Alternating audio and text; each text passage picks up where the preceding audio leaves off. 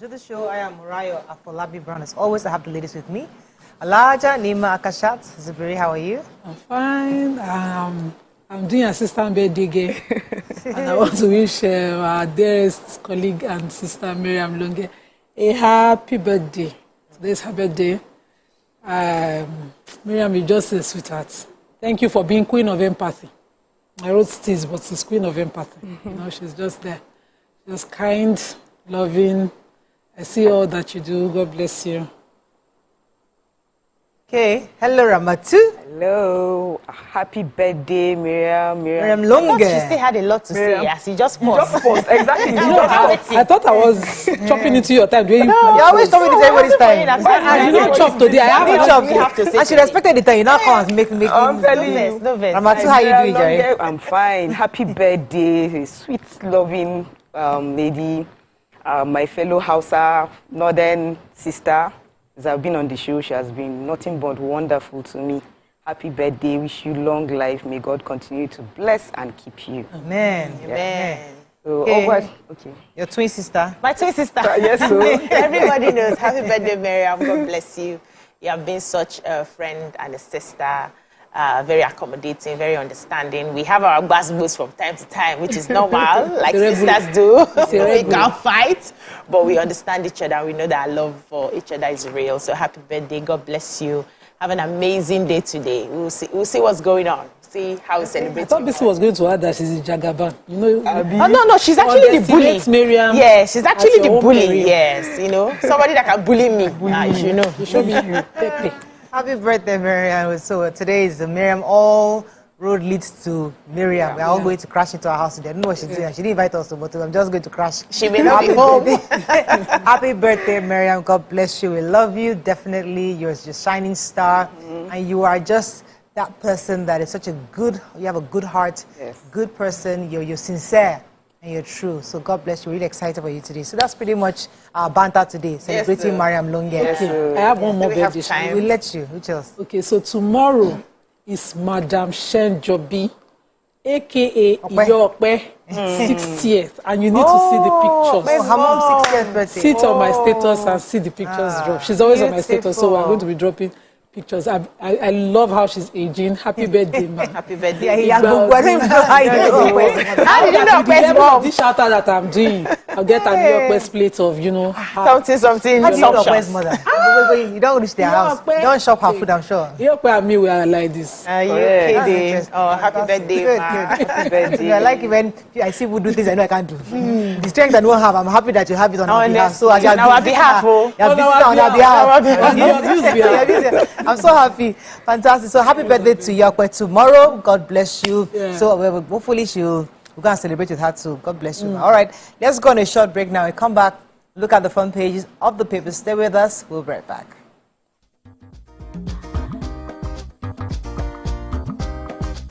Stay tuned. Your View will be right back.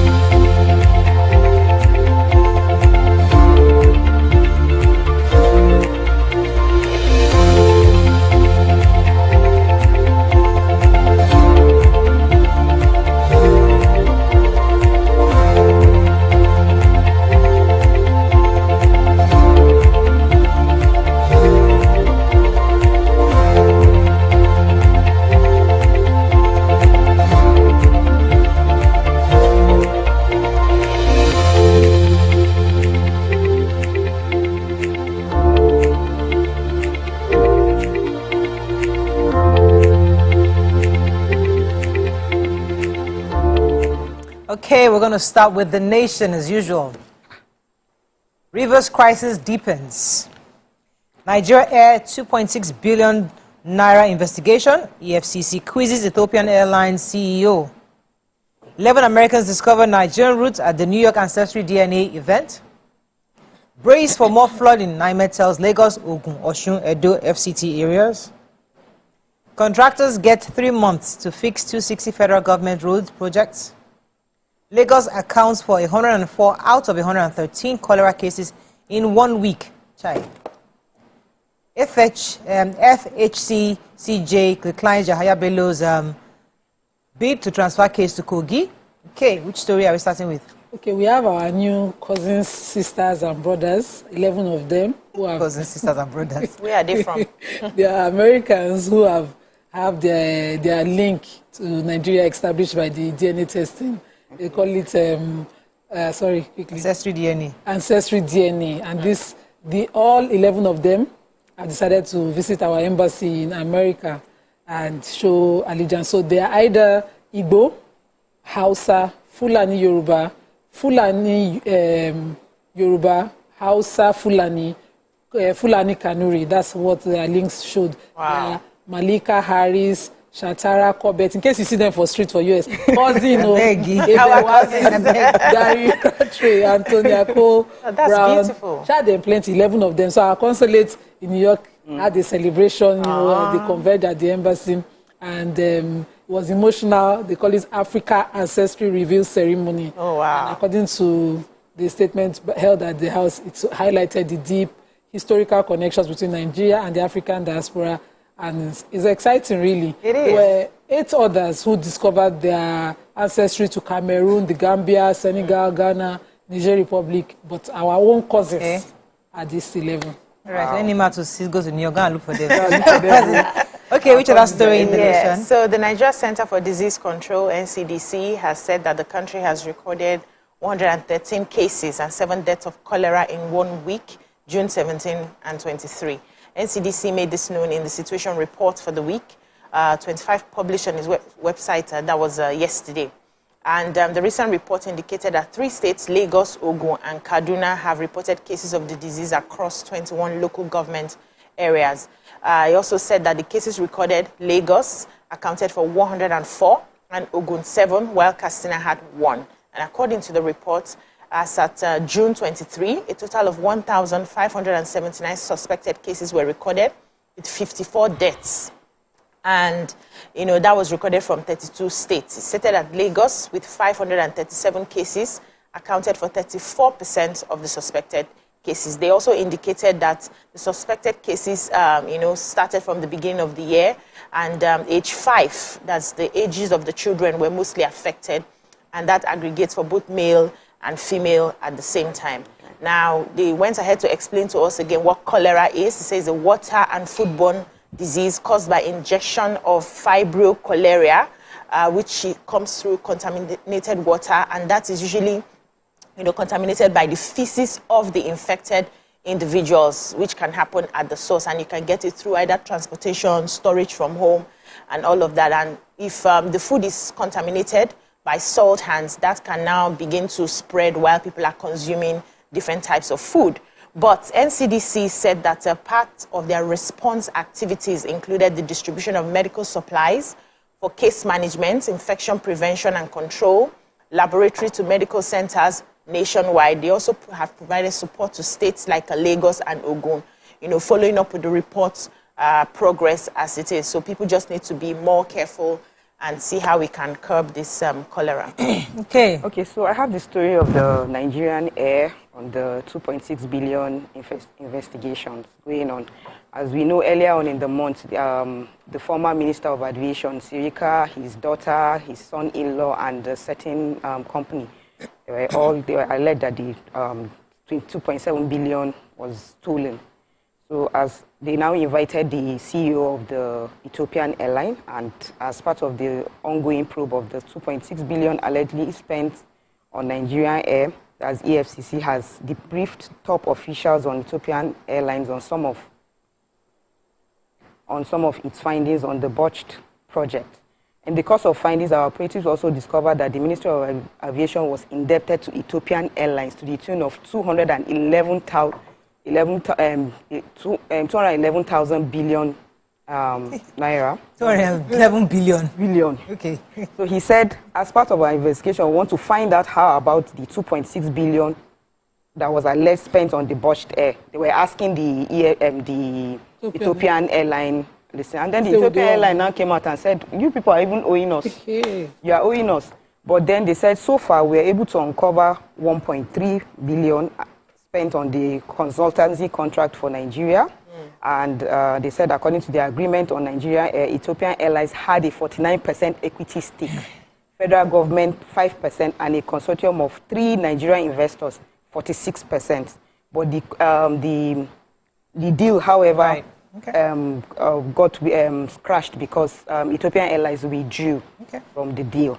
So they now went ahead to say that the Aviation Development Minister Festus Keyamo said he remains suspended. That is, Air Nigeria remains suspended. It was never Nigeria Air. It was not Nigeria Air. That's the truth. It was only painted Nigerian Air. All right. Terrible. That scandal is crazy, and I hope that they're able to resolve that. So following the heavy rain that happened in some parts of Nigeria, those of us that experienced the flash flooding in Lagos that resulted in loss of properties, deaths of a couple of people, NIMET, that's a meteorological agency in the country, has said that we should expect more rains. Specifically, they are saying that July 9th, which is today, I hope they are correct. Well, not that I hope they are correct, but it's until we trust their predictions and we don't know that they know what they're talking about. So, said today, moderate to heavy rains expected over parts of Bauchi, the Kaduna, Adamawa, Nasarawa, and Federal Capital Territory. They also listed Lagos, Ogun, so we'll see how that goes today. But they're expecting some serious rain coming up 11th of July. Wow. Says in Zamfara, Kano, Jigawa, Bauchi, Sokoto. So they're giving us more specific dates now. Yeah, we're hoping that people would get this information and then begin to prepare. It's a bit close, but hopefully Nigerians can tell from the cloud how that it might rain. You would see yesterday was a terrible cold, drizzling all through. The clouds were really heavy. Yeah, it was. So even me, I'm already praying. God forgive us. And when this rain finally for letting off flood and carry us away, you can see that. So you to use your head to start moving and check the clouds. So that means we shouldn't go out on that day. Oh, you gotta move. Go to your auntie's house in the other. If your area is flooded, yes, you need to on the island. Find your aunties on the mainland and start traveling down. Come down here and stay here, so you'll be protected. Ouch. Federal government suspends food imports duty. Partner states on farming. Picture here of outrage as Russian missiles kills 33 in Ukraine Children Hospital.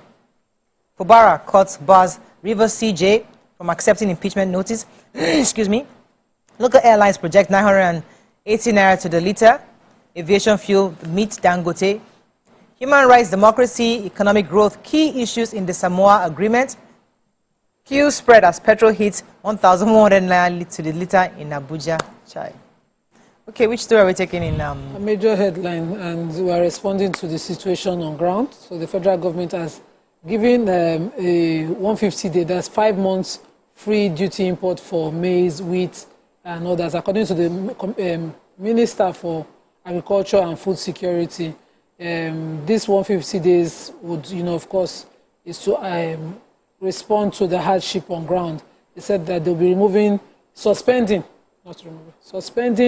duties, tariff, taxes for the importation of these food items through land and sea borders. And they mentioned all the items and said this, of course, is to reduce the demand for forex also. And some agencies are already responding that, of course, this would influence or affect positively inflation and reduce a lot of things. The quarterly statistics from the CBN showed that the country exported a large amount of food from foreign countries, despite all the ban and everything, and being touted as the basket of food basket of Africa. Yet we have that. So they've considered. I hope that this would mitigate the scarcity and hardship, since insecurity is not allowing us to farm internally. Okay, let me take about the Samoa agreement, because we have discussed people's skepticism about the Samoa agreement. So the government has come out to tell us some of the idea, the principles that covers the agreement. If you recall, this agreement was signed last year, November 15th, and it's Africa, Caribbean, and Pacific countries alongside the EU relations. So it's an EU relations contract with these 79 countries that include the African, Caribbean, Pacific. So the principles, priority areas are democracy and human rights. So when we have issues of human rights being infringed upon, we can hold governments accountable, saying, listen, we are part of this agreement, and you can get these international unions to also come and intervene in some of these things because we are part of these agreements. Sustainable economic growth and development, climate change, human rights, social development, peace and security, migration and mobility. So these are some of the issues that we agree with these countries to make mobility and migration easier. So there are benefits to these agreements. Yeah. Now you are the talk to. Let's go. Let's go on a short break. When we come back, we continue with our review. Stay with us. We'll be right back.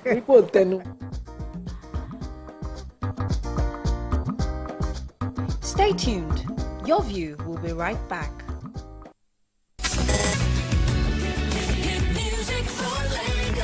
As the morning light filters in, the Max Breakfast kickstarts your day from the bedside. We bring you the morning vibe and plenty of ginger to start your day right. Join us on the Max Breakfast as we help you seize your day one step at a time. On Max Hits, we've got the ultimate playlist for you. We give you back-to-back and all the biggest news from the world of entertainment. Only on Max Hits. Area! Waiting the apple, waiting the shop. You need to award winning waiting the 102.3 Max FM. Lagos, Nigeria, you're welcome to the Max Drive. Whether you're there for inside motor, you're there for inside traffic, we're there for you with a Max Highway. You know what it is. It's the Max House Party. King Dion, DJ Charlie Shee. Let's go! 102.3 Max FM. Hit music for Lagos. Hello, Niger. The time is right because the prize is right here. Be a part of our turbocharged studio audience for a chance to win amazing and mouth-watering prizes on The Price is Right.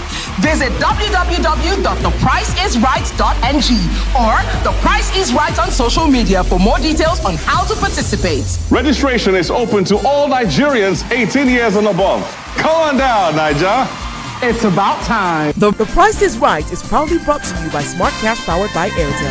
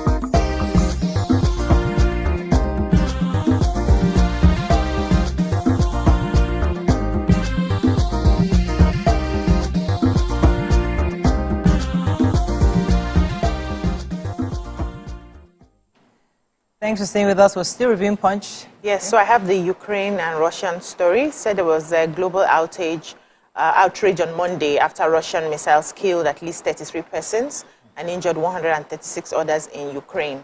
Britain's Foreign Minister David Lammy condemned the strike on a children's hospital in Kyiv and blamed it on Russia as an appalling attack on Ukrainian civilians.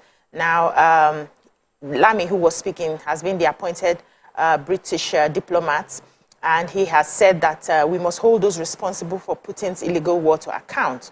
That Russia had struck cities across Ukraine with missiles, and that killed dozens of people and ripped open the children's hospital in KYV. And a lot of people are saying that they shouldn't have even bothered to hit the children's hospital. They've never heard it in the history of war where hospitals are now being attacked. Okay. Hospitals are usually supposed to be a place where people can now go find treatments, you know, from everything, and you don't direct your attacks to the hospital. A lot of people are speaking up against it. I usually don't take foreign stories, but that was really painful to watch. They said the people in the hospital are getting treatment. I think about 136 people that were wounded. Some are getting treated. And it was about 38 missiles that went into about 5 states and then now targeted the children's hospital, which was painful. In the, war that we are all doing and looking forward to, we need to be very intentional about some of the things that we preserve. Our children, for instance, should not be like a no-go area for any country. It was just so painful. Okay. Okay, moving on now to, you have a story? We can move on. Yes, I have a story of the local airlines project 980. They went to have a meeting with Dangote. So there's this, they said domestic airlines under the AEGIS of Airline Operators of Nigeria are seeking to enter a deal with the management of Dangote Petrochemical Refinery to buy Jet A1 at an affordable price. They say currently the aviation fuel goes between 1,100 to 1,250 per litre, depending on the airport and the prevailing exchange rates. But that they've gone for they had a 2-3-hour meeting about a month ago with the entire Dangote refinery management, including Dangote himself. And the Dangote has dissolved and decided that he's going to give them supply fuel directly to the local operators for about 980 naira per litre. Okay. Vanguard. FG opts for duty-free import of rice, beans, wheat, and other grains. Zenith Bank wins Best Commercial Bank in Nigeria and Best Corporate Governance Awards. 72 hours after abduction, fate of Kaduna journalist remains unknown. UBA GMD appointed chairman body of bank CEOs. Excuse me. Scarcity, NNPCL blames logistics flooding on petrol queues grow longer. And Team Nigeria ready to soar at the Paris Olympics. Okay, which story? Do you have you didn't take the 9 billionaire kidnappers? Is it in Vanguard? Vanguard. Yeah, it's there. It may be somewhere hidden there. I'm going to take it now. Start it. It's not here. But which story are we taking in Vanguard? Let me be taking that story. See it now, under the picture story. Go ahead. Okay, let me. Okay, end of the Odo billionaire kidnappers. Take it. Oh, yeah, take it. Yeah, take it. So congratulations to us and well done to the Nigerian police because they've relieved the people of Ago, Isolo, and Festac who have been suffering this 9 billionaire man gang kidnappers. And they met their Waterloo at Ladipo where they had attempted to kidnap somebody they had kidnapped before. Yeah, at Ladipo. But you know, the way Vanguard wrote it, it looked like storytelling. But you know, they were targeting a rich international businessman and they were on the verge of kidnapping him, but their plot was foiled by the eagle-eyed policemen from the Commissioner of Police Special Squad who confronted them and killed 9 of them. Oh, he killed them? Yes. I was saying, I hope it's not arrest. I hope it's not arrest. Finish them. No. They did not kill them like that. Not like that. Okay. So it was a face-off. Okay. And the police won this time around. No, target them. I know it's the same thing. I would rather that than carry and say want to arrest. Somebody releases them tomorrow. They recovered their AK-4 rifles, AK-47 rifles, POS machines, walkie-talkie, loudspeaker, operational vehicles, black Toyota 4Runner, a blue Lexus RX 350, plenty like that. They were recovered. 2 of them escaped into the crowd who were watching this shootout, but you know, 9 were leveled. Well done to our police. A good eye. Nima said 9 were level. Well done to this I've been hearing all the time about kidnapping in that area and I've been wondering what's happening. But they said they started their operations within a year and just 1 year in Lagos that they chose as their haven of operation. God forbid they were level. So they went to kidnap the same person they kidnapped somewhere. Yeah, maybe because they paid ransom. They paid 100 million. Imagine. So they wanted to go back and collect another 100 million. So there's been scarcity in the city of Abuja. Everybody is complaining, and they are saying that queues have resurfaced at the filling stations in Abuja and its environs, and a lot of people are, some filling stations are not selling. I think the only filling station selling is NNPC, NIPCO, and a few other big marketers, but then the long queues there. Now they have asked what was the cause of it. Also, we have on the side black marketers who are taking advantage of the situation. The 10-liter keg that they are selling for 10,000 is now going for 13,000 naira. So when they asked what was the cause, they said because of the rains and the storms and the thunder, they are not able to do ship-to-ship offloading, and they have to follow the processes and procedures so that they don't get into trouble with the filling stations in case of fire outbreak from those sparks that would happen from thunder and flooding. So most of the roads that the trucks are taking to offload to the filling stations are basically flooded, so they are not able to communicate and get there to supply the fuel, and that's what's happening. And we are praying that hopefully by the time the rains will reduce, they'll be able to have a seamless transportation into the filling stations, and even the ships also will be able to offload ship to ship, from mother ship to daughter ship, so that we can have fuel. But sorry, the people who are living in Abuja right now, this is just something you have to manage for a while. Daily Sun, FG Mall suspension of tariff taxes on rice, maize, and other grains. Mba approves 1.9 billion naira for payment of teachers' 4-year leave allowance.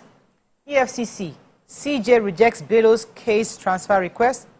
Rivers Crisis Court bars CJ clerk from accepting impeachment notice against Mubarak from the Amewule-led assembly. Minimum wage government defense offered to Labour, and gunmen killed 3 vigilantes passers-by in Imo. Okay, which story? Of course, the Oya Bello story. The Chief Justice of the Federal High Court in Abuja has rejected his request to have his matter transferred from Abuja to Lokoja. And the Chief Justice is saying... It's Rivers, right? No. Okay. Yaya Bello Kogi.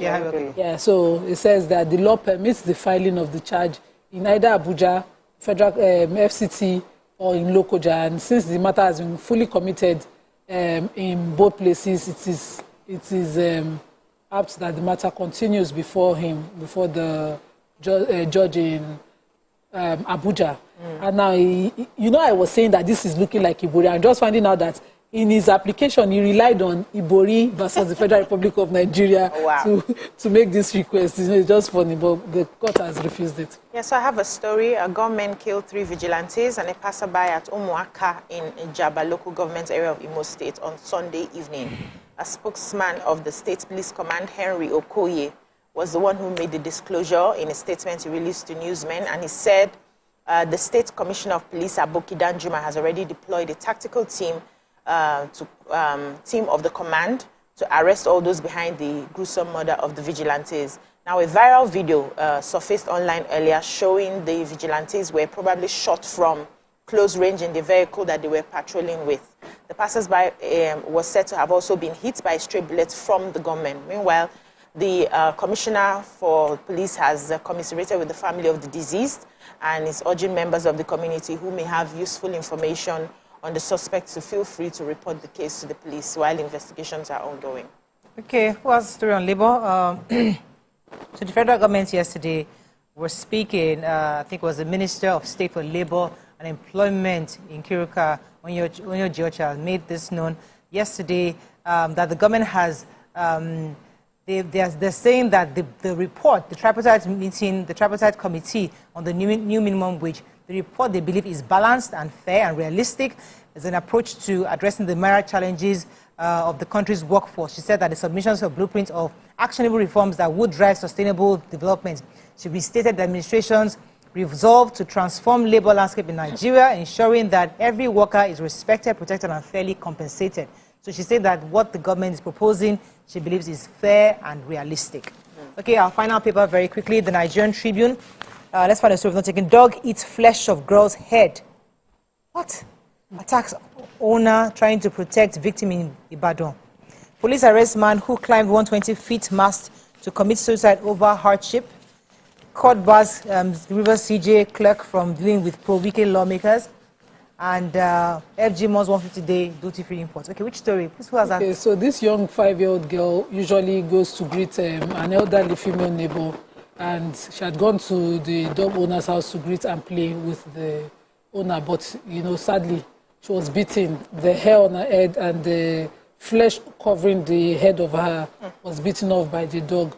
And the woman, whose name was not, was given as Esther, but no surname, was also attacked by the dog, because she was trying to shield, hold the cage, and the girl came in. She pounced on the girl and really injured her. We call it Scienta-in-law. There's, of course, consequence on the owner's side. For really sad. I think that's all we can take. Any other story? Yes, I have. Yeah, a protester on Monday in Abuja climbed to the top of ASO radio masts, Katampe Hill, of the nation's capital, and threatened to jump down to death if the president failed to urgently put a stop to the problems bedeviling the country. So he mentioned the problems. He said that he was frustrated by the unbearable economic realities and demanded that the president reverse the removal of fuel subsidy and tackle insecurity. He went ahead to, mention a lot of things that he wanted the president. Yes, but they convinced him to calm down, and then he has calmed down. He has been arrested. They say he's cooling off in custody. and that they promised him that the president would hear what he has said, and they are working on it to see how they can resolve it. So I know that normally suicide is a crime. Yeah. Any attempt to commit suicide is a crime, but I don't. Protest wasn't suicide. It was no, protesting. he climbed tree. He said he won't kill himself. And protest. They used that. No, he climbed mast. He's protesting. He said he won't kill himself. Say he go for die if president don't do this. It's a form of protest now. So they should look at it as a protest and not as suicide. Attempted suicide. It's for they don't arrest them for they cool off now. They cool off. They understand the man. No, they should not do anything. They all know the situation is everybody can go crazy. It's not true. That is all we can take on Front Page Review. When we come back, move on to our next segment. Stay with us. We'll be right back.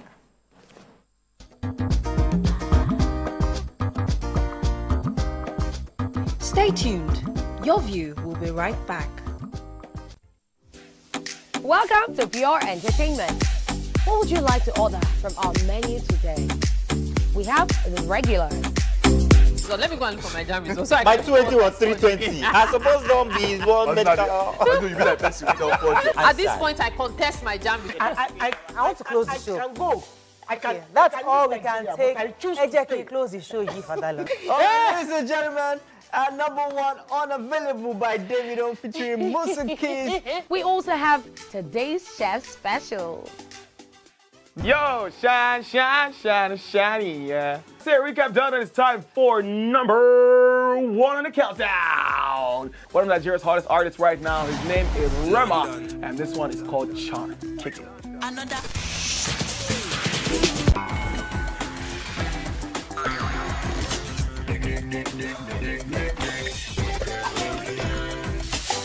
For dessert and a bit of nightcap, we have the nighttime and online specials. I want to start the gym, yeah? But do you know one thing that's actually keeping me back? You should start the gym to get fat.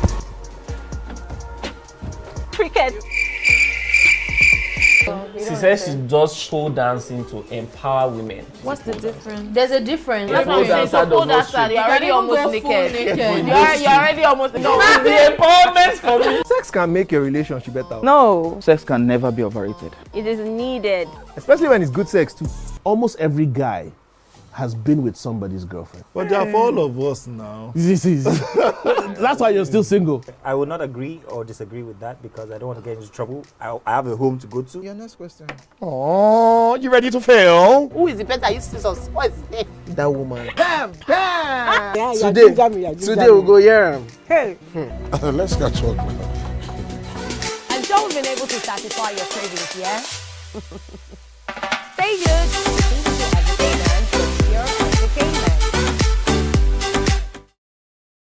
Ladies and gentlemen, we have Made Kuti in the view. It's still 7 of 7, and we've been doing a whole lot of protesting. The only thing that remains is just to carry placard. It's about 5 of 7, to be honest. Because, ask your question. I have so much to speak about once we finish. We will not give you the time because it's 7 of 7. I will make the time now.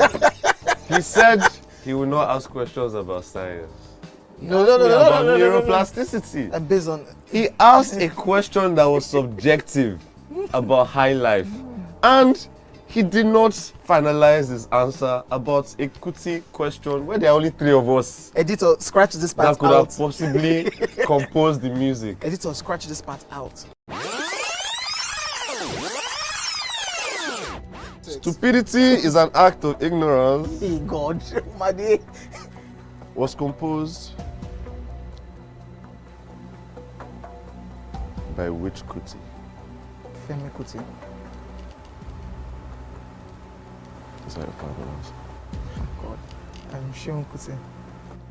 No, wait, Femi Kuti. You said Femi Kuti. Wait. You can't be allowed. No, you've not asked me anything. Everyone. You've not asked me anything.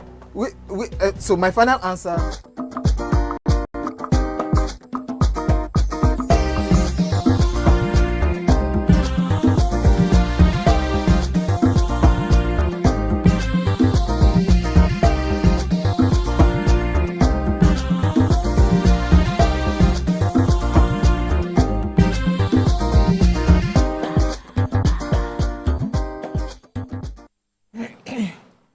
Thanks for staying with us. So the president Bola Ahmed Tinubu, has approved a 150-day duty-free import window for specific commodities, including maize, husked brown rice, wheat, and cowpeas. The initiative also suspends duties, tariffs, and taxes on these imports through both land and sea borders. Joining us on the show is an international trade specialist, tax expert, partner, and the West Africa Global Trade Advisory Leader at Deliote Chijoke Odo. He will be analyzing the timing, impact of this announcement on the country's revenue and finance. Welcome, sir, Mr. Chijoke, to the show. Good to have you on. Good morning, good to have you. Good to have you on the show. Right, so this announcement has got people with mixed feelings. Some agree, some disagree. But let's go back to the genesis. One of the measures the president had put in place when he came into administration was to see what we can do to strengthen the naira. And many of these things, policies were put out there to help force internal and local production of goods and services. But unfortunately, the reverse has been the case because some of these supplies we couldn't meet our demands. What are your thoughts on the original policy in the first place? Was it right or was it wrong? I mean, it's. I would say one to look at things in perspective, right? So at the time the president came on board, one of the things that, of course, we were trying to do then was to see how we could grow local, eat local. Okay, so why not encourage local farmers? Why not encourage local production of products? So if that is what we want to do, then why not start off first trying to promote promote this policy. So I mean that was why that policy was rolled out in the first place. And I would say it was a policy, it was the right policy at that time. But again, like we know, things evolve. Okay, and as things evolve, you need to continue to re-strategize. And we have come to a point where food inflation is 40.7%. We cannot continue to have that at that point. So we need to find a way to ensure that as much as possible, we can drop that figure down and get food to people, because when you have a hungry populace, you have a restless populace. So I think from the outset, good policy, but needed to evolve. Okay, sir. So, some persons have said that this may just be more like a short-term measure to alleviate what Nigerians are going through, but in the long term will have adverse effects. Do you think this would have adverse effects, considering the fact that we are trying to go back to a place where Nigeria can feed Nigeria? Or can we just accept this now, see how some things can be lifted, inflation reduced, food cheaper for Nigerians, and then find a way to go back to the original plan that we've had? Or we forget about the original plan and people can have free market access to import and export whatever they like?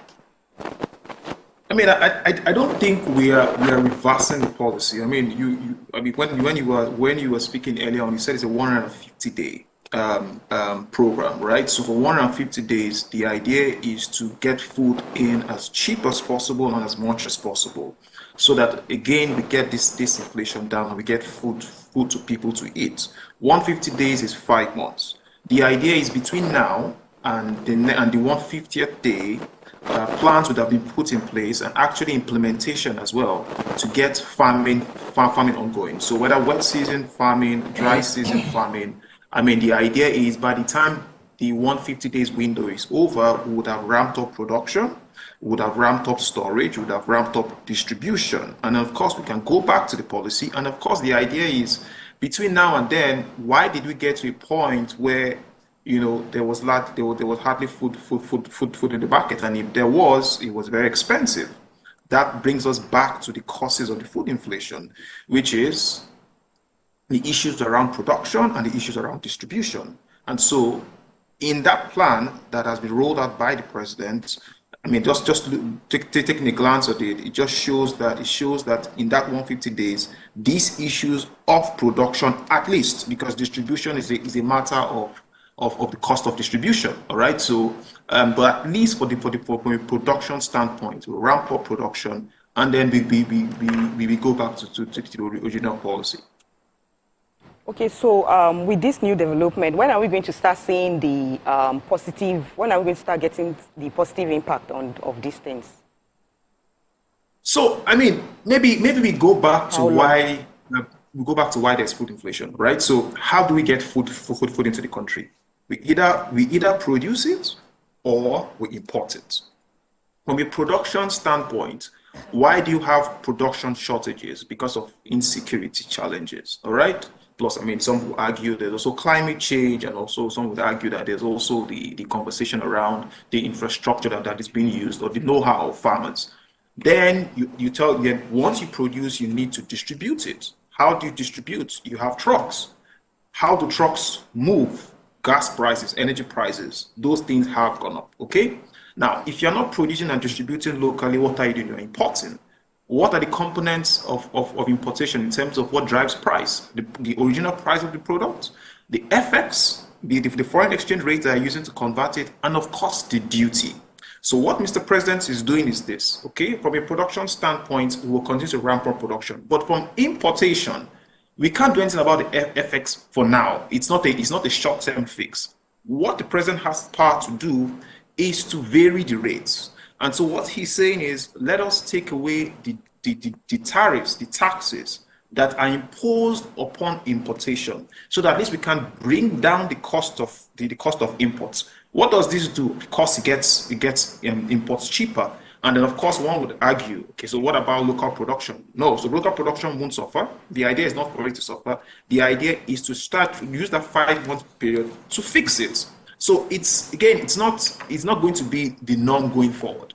Okay. What we're going to do is get food in and then fix production, and of course we begin to get food into the country. This duty suspension is on only a selected number of foods. We also have foods that are only locally available. Like you don't buy ram and tomatoes. We're not importing those things, but you see their cost always going up along with all the factors that we have highlighted. How is the suspension on this selected number of goods going to influence the price of other locally available goods that are high? I mean, it's not a fix for everything, okay? The idea is on staple foods. The idea is on commodities, okay? And that's why wheat, rice, and all the other things you mentioned earlier on, because this is what Nigerians largely survive on, okay? I mean, the large majority of Nigerians survive on. And so, as much as possible, Pareto principle, let's ensure that we get food to at least 80% of the population, okay? I mean, the other 20% are those who probably be a lot more sophisticated in how they eat. But if you also look at it, the sophistication is also derived from these basic items, all right? So whether it's rice, whether it's wheat, I mean, your spaghetti as well, they're all derivatives. So it's about ensuring that we can get the primary products that form the basis of our healthcare, of our nutrition in the country. Okay, we can't continue to have this continue to be scarce in the market. We cannot continue to ensure that have this unavailable to people. So we need to feed the people.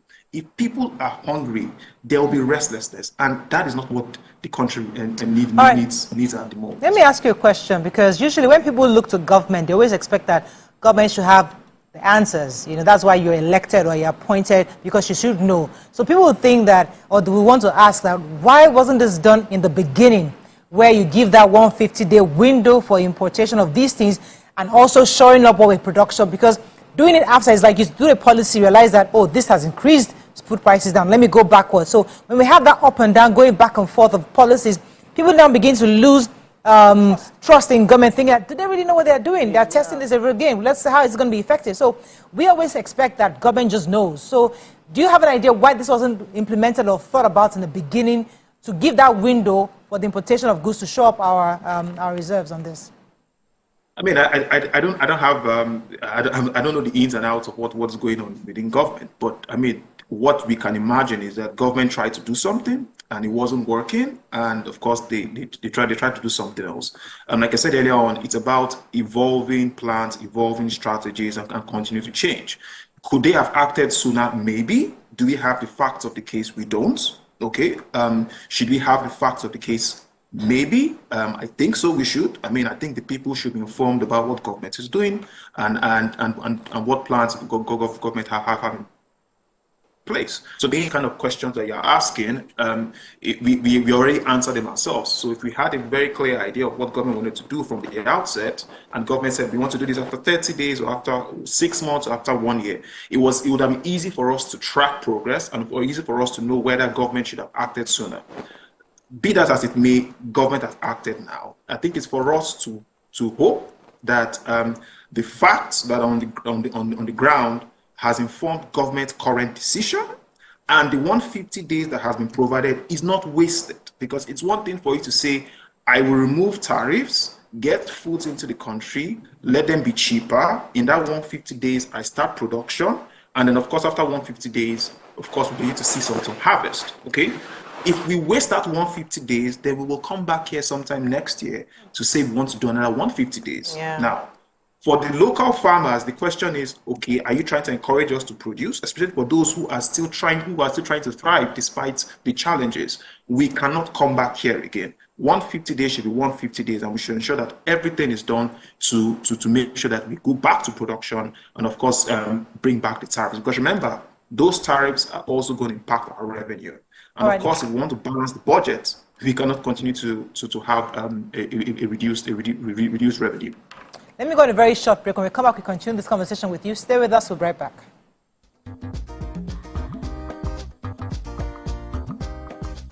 Stay tuned. Your View will be right back. I'm Miriam Lunge. I'm a passionate environment advocate and a published author. I am the founder of Celebration, a businesswoman, and a fashion icon. I am a wealth coach and a real estate developer. I am Amako Arakwe. I'm a corporate commercial lawyer and an entrepreneur. Barkamu da warhaka. I am Ramatu Shehu Oyibo, an entrepreneur and a business coach. I am the voice of an average Muslim woman, an hijabite, and a lawyer. I am a polymath and a serial entrepreneur. I am Murayo Afolabi Brown, Managing Director, TVC Entertainment. I'm a media consultant, producer, and broadcaster. The ladies of Your View are made of women from different professions, tribes, cultures, and religion. Join us every Monday to Friday as we share our views on topical and social issues.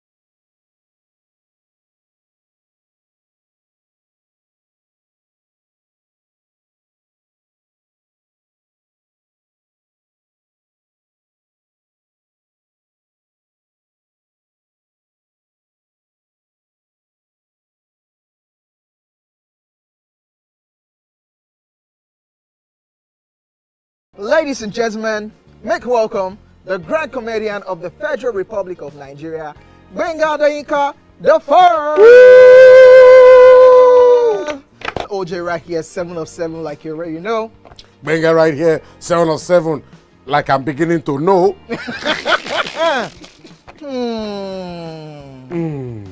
It's now time for the question. You don't scare me one bit. Bata bata, I go drink. So. Okay. So now one chance for enter. My first question. Do you remember the names of the winners of that edition of StarQuest? Of course I do. Why do you? And I hate myself for this. Because I have this question for you. Final question. No. Where outside Nigeria and what year? I think you're the only one that can be wicked. I am thinking because I know.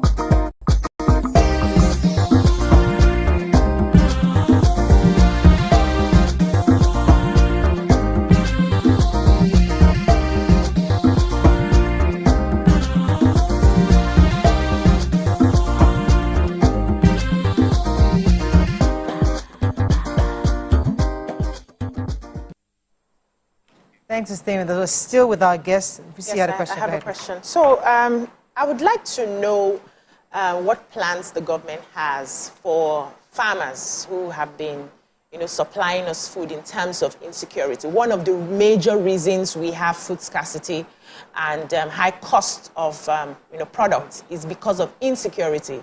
A lot of the farmers have been sacked from their farms, especially in areas where there's banditry and all the insecurity issues happening there.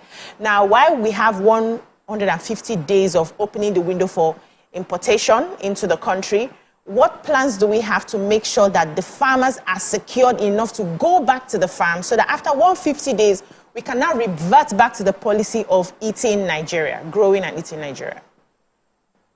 So, I mean, I don't have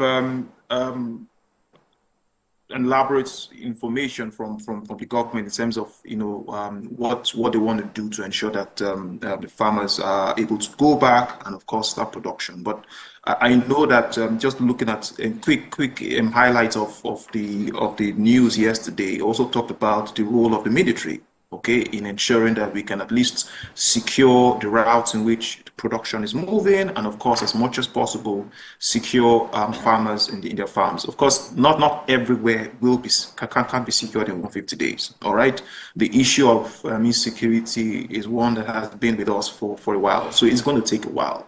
I think what government needs to do is ensure as much as possible that the insecurity does not go beyond what it is today. So you gradually begin to reduce the level of influence of these agents of insecurity, and as much as possible, see how you can get farmers. But I think what's also important that government also needs to do is to empower farmers, encourage the farmers. So as much as possible, buy off crops from these farmers. I mean, you hear issues around farmers producing, and because there's no off-taker, the products are actually rotten at farms. So one of the things that government can do, as well as empowering the farmers, is also be an off-taker. Okay, I know that also, just thinking about the news yesterday, one of the things the government also wants to do is to restock the reserves. Remember, sometime last year or early this year, the president approved the release of the reserves, in the Federal Reserve. So of course we need to restock and potentially restock more than the levels we had. But I think those are the two main things that I think the government needs to do in immediate. I have a call from Bashir, who's calling from Babule Egba. Thanks for calling, Bashir. Go ahead, please. Good morning, Morayo. Morning, sir. Thank you. So it's like this decision of Asiwaju is been long overdue. Okay. It's been long overdue. Since all these years, farmers can no longer go to the farm.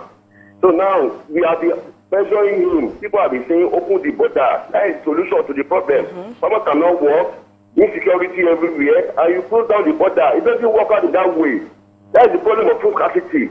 The bag of rice is about 80,000. So in fact, the decision is very, very good, and I adore him for that. Mr. Bashir, it's a very nice Mr. Bashir, let me ask you this question.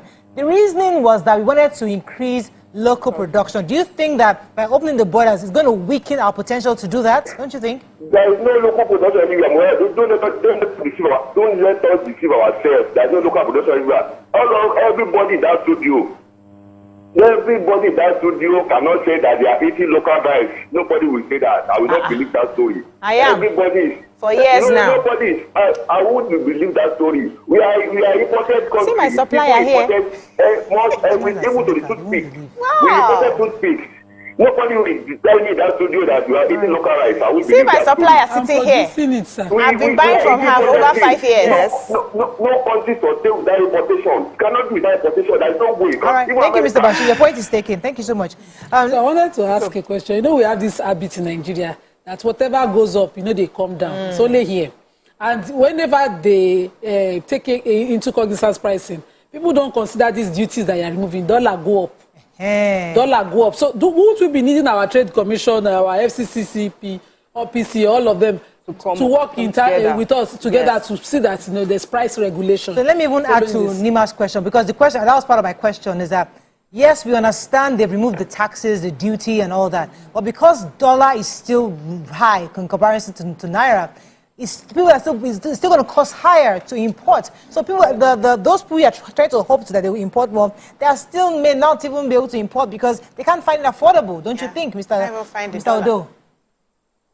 So, I mean, it's a great question you have asked, but this big, let's go back to school in terms of how these products get to you.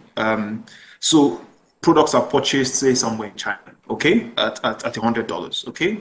So there's transportation cost. It gets to Nigeria. Of course, you convert it to dollar. Of course, the FX key has been rising, has been trending up over the past couple of days.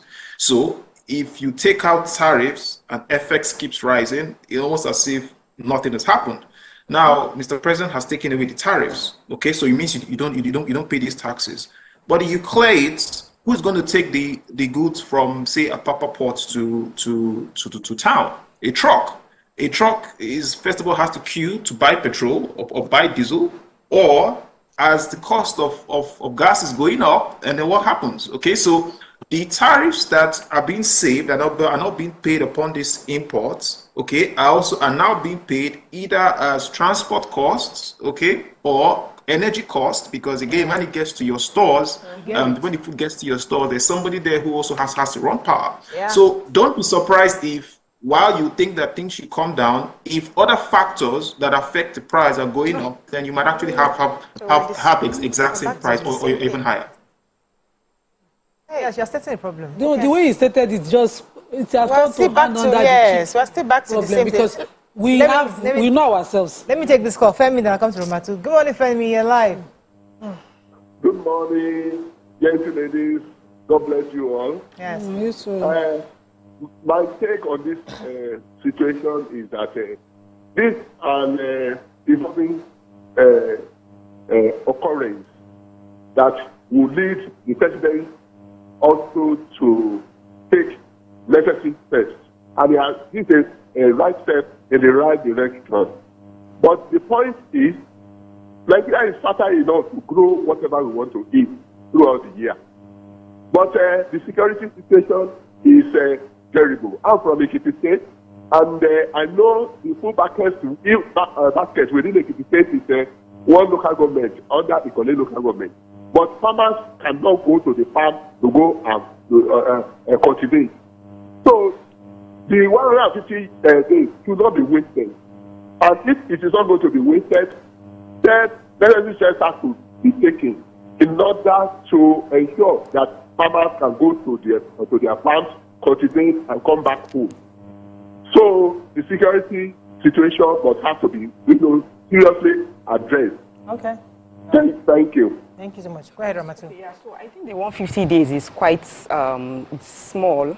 And the fact that recently in the papers, we saw that Dangote was asking that there's 30% interest rates if you want to collect loan from banks and all. So if we are going to bring in importation, we're importing goods, at the same time, we need to boost our local production.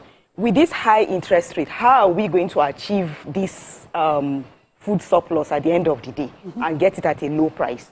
How do we do? What are the measures in place to make sure that at least we get low interest loans? Is that a question for me? Yes, sir. Yeah.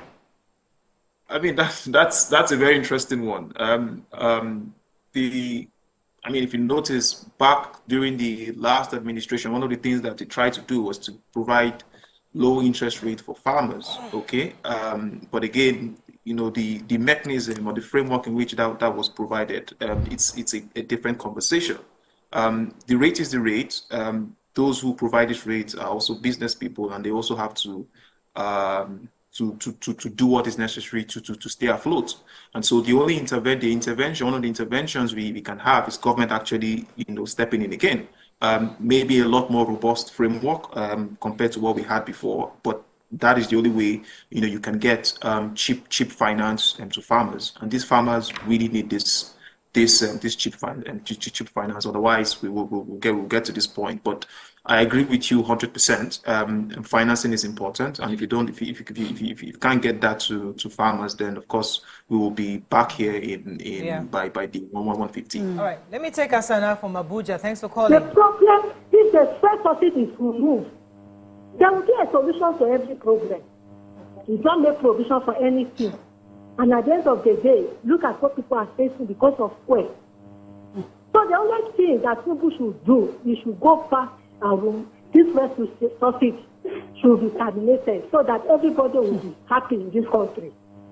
Because all these things that he's doing will not bring solution to the nation. It will continue. The problem will continue. That's my take. Asana, what was your proposition? What's your proposition? Huh? What's your proposition? The first subsidy should be removed. Should be returned, reversed. Yes, withdrawn. Okay. Fuel subsidy. Okay. All right. Thank you so much, Hasana. Go ahead. God knows how that will be. I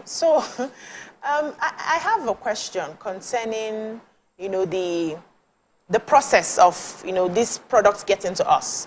It's not a direct farmer to consumer most of the time. We have middlemen who would get from the farmer, then probably refine, polish, whatever, and then sell to us. And I'd like to know how the government, plans to, ensure that they do not overprice it. Because if you ask them, they will say they have gone through transportation, they've used the transportation, they've done this, they've done that, and that also adds up to the cost. But how can we put more like a limit, to say that the middlemen do not go overboard in pricing the product, so that at the end of the day, we're able to get the products cheap to the consumers that need it, that the government is trying to help?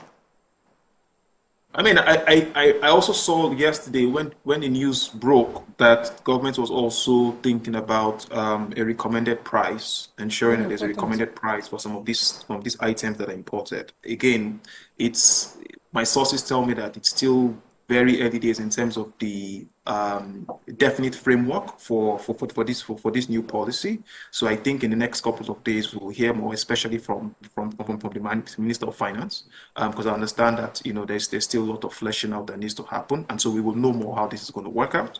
But clearly there needs to be some level of control. Okay, there needs to be some robustness in how it's rolled out. Otherwise, some of the things you talked about will happen. You could also have hoarding. So people can bring in these things, and then of course hoard them in some warehouses, wait for 150 days to lapse, and all of a sudden begin to sell this product at a very high price, meaning that you now have gouging, all right, and people begin to make money off this policy. That must not happen. And so the framework, how the framework is, when it's rolled out in a couple of days' time, I think it's important that government put measures in place to ensure that you don't have people benefiting off this policy. Okay. I have a caller. Thanks for calling. You're live. Yes. Good morning. I just you over there how my good lady is there. You know what the problem of this country is this? No, this country. We are just beating about the bush. I'm telling you, if fuel subsidy is removed for good 6 months, and this money is going to be like to revive our refinery. For good 6 months alone, the money being put on fuel subsidy can repair our refinery. Then immediately we go back to reduce the 200 naira per liter to the fuel again. You are not going to give me fish to eat. Teach me how to catch fish. Then I'll be every Nigerian is labor to hand their living. Why president is insisting that we want to give up palliative? Is this the one that goes to feed every Nigerian?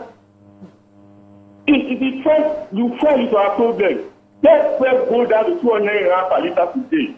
I'm not complaining again. Why is it we are thinking about this push? We don't have to go.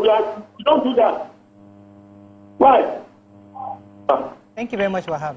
Okay, so one of the things that we've been celebrating is the increased allocation to states because, there's increased revenue generation from taxes. The custom recently celebrated $1 trillion naira profit within a month from their papa ports alone.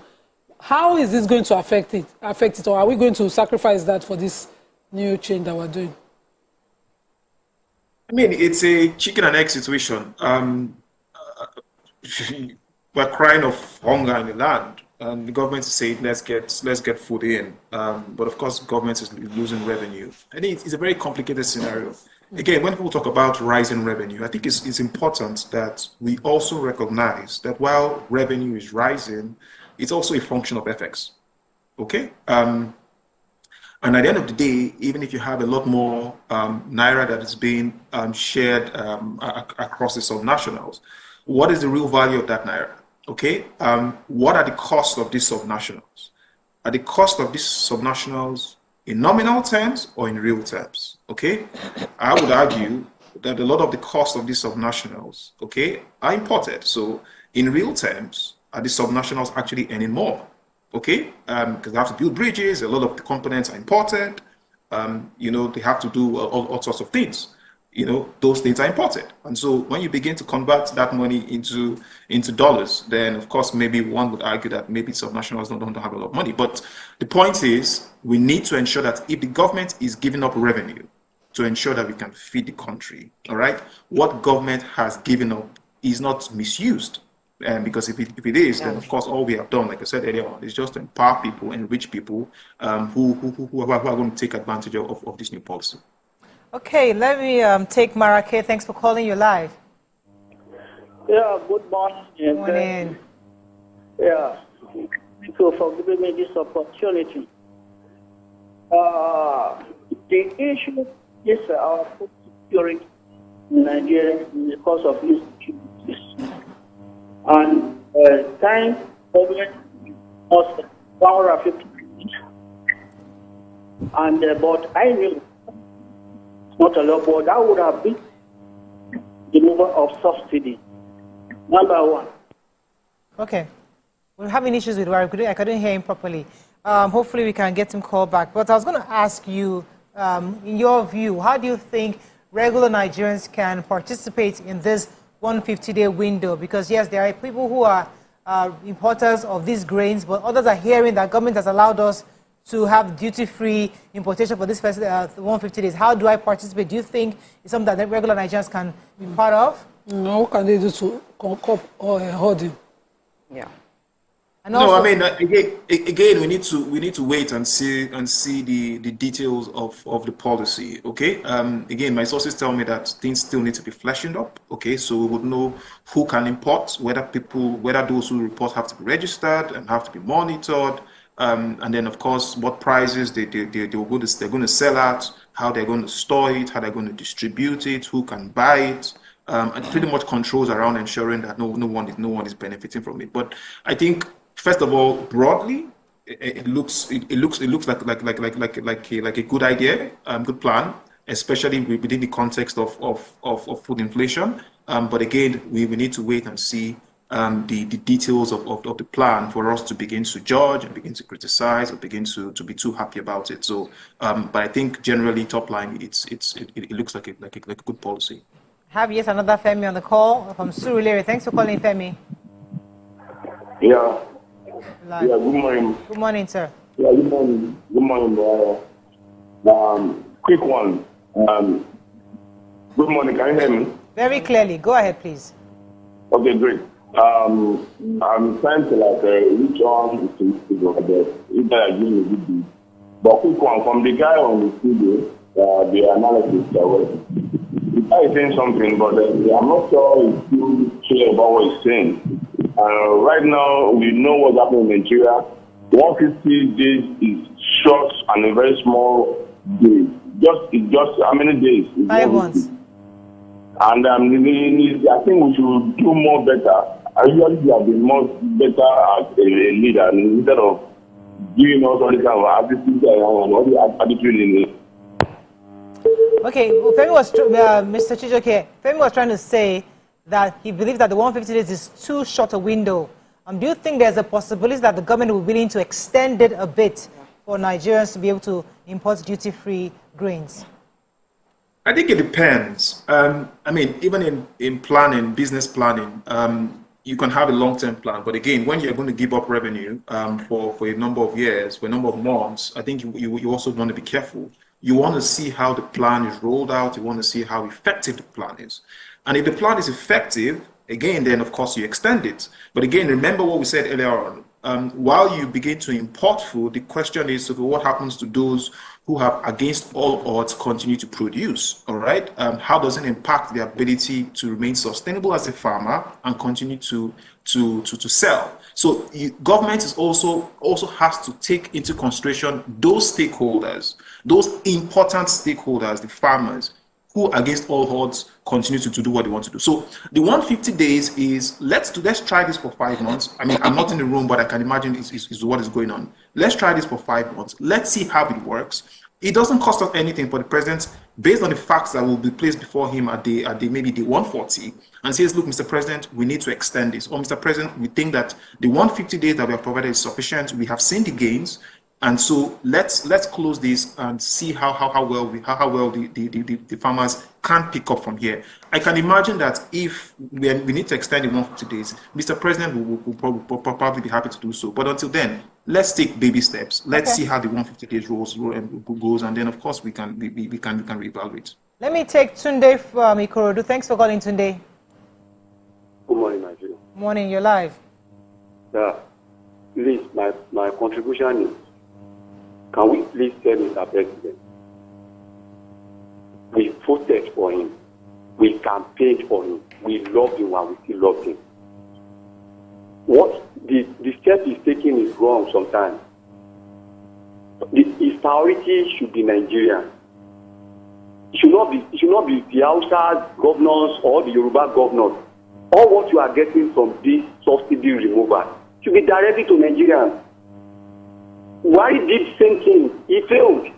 Don't give it to the governors. They are not doing anything.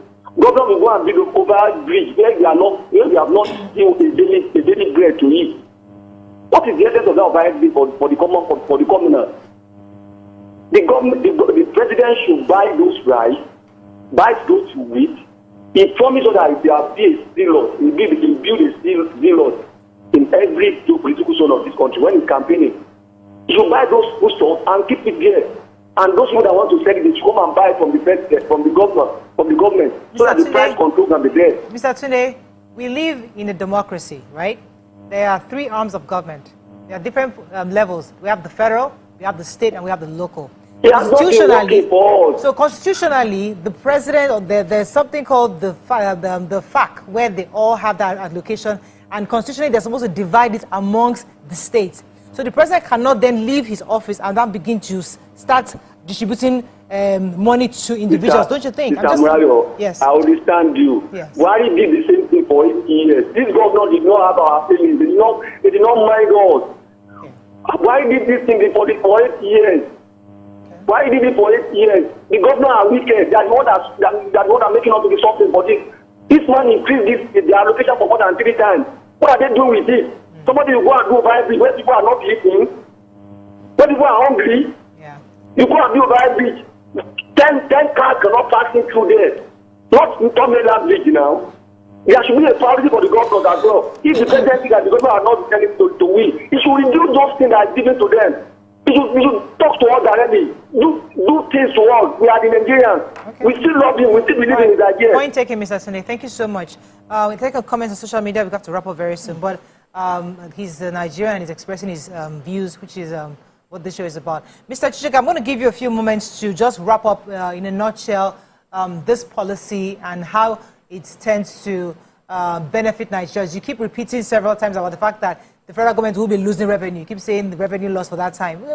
I don't know the estimated amount of revenue they're expecting to lose, but how do you think eventually it will, this 5 months duty-free importation gap would be beneficial to Nigerians? Just give us in a nutshell your thoughts before I take some comments on social media.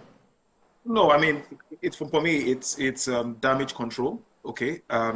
Because Nigerians are hungry. I mean, from your calls, I mean, just as much as I could hear, because it wasn't so clear, you could hear Nigerians, and I'm not happy, okay? Because there's hunger, and no matter how you put out policies and how much speech you give, the bottom line is I need food on the table. And so it had to be something had to be done quickly, and that's why that's why the president has done what he has done. But I think what is most important is to ensure that the gains if you lose revenue, the gains that you are giving to Nigerians actually gets to Nigerians. The question is, prior to this policy, how much were Nigerians, what did it cost a Nigerian to feed? Following this policy, at the 30, at the 60, are Nigerians getting this food cheaper? If Nigerians are not getting this food cheaper, then the question is the policy well thought out? And if it is it well rolled out? Okay? And so those are the kind of things we need to look at. But I think what is most important as well is ensure that while you are taking away tariffs, you also bring the other factors that impact these prices down. Because if you don't, numbers, 1 + 1 is 2. If those other factors go up, you realize that the cost of these commodities are going to go up. And then Nigerians are going to call and say, this was a bad policy, please reverse it, because you have also killed the farmers. So it has to be a well thought out policy, and I hope that in the next couple of days, what will be rolled out by the government will be one that will get the price of these products down. Thank you so much, Mr. Chijoke Odo. We'll be speaking to Mr. Chijoke. He's a tax expert, partner and global trade advisory services Deliote. Mr. Chijoke Odo, thanks for joining us. We're going to go on a short break now. We'll come back with the show. Stay with us. We'll be right back.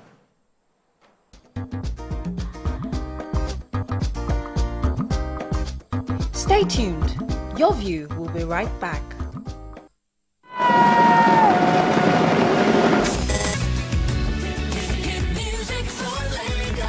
As the morning light filters in, the Max Breakfast kickstarts your day from the bedside. We bring you the morning vibe and plenty of ginger to start your day right. Join us on the Max Breakfast as we help you seize your day one step at a time. On Max Hits, we've got the ultimate playlist for you. We give you back-to-back. And all the biggest news from the world of entertainment, only on Max Hits. Area! Waiting the apple, waiting the shop. Tune into our award winning waiting the 102.3 Max FM. Lagos, Nigeria, you're welcome to the Max Drive. Whether you're there for inside motor, you're there for inside traffic, we're there for you with a Max Fluid. You know what it is. It's the Max House Party. King Dion, DJ Charlie Shee. Let's go! 102.3 Max FM. Hit music for Lagos.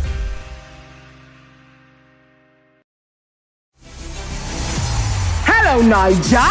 The time is right because the prize is right here. Be a part of our turbocharged studio audience for a chance to win amazing and mouth-watering prizes.